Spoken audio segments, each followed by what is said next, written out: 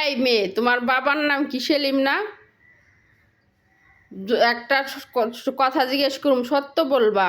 সত্য হইলে সত্য বলবা, মিথ্যা হইলে আল্লাহর কাছে তুমি ঠেকা থাকবা। বলো বিসমিল্লাহ সুবহানাল্লাহ।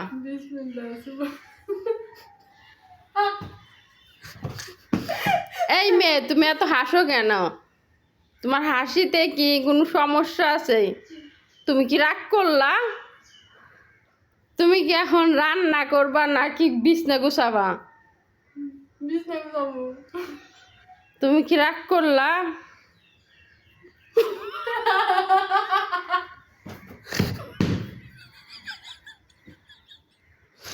ফাতেমা, তুমি এত হাসো কেন?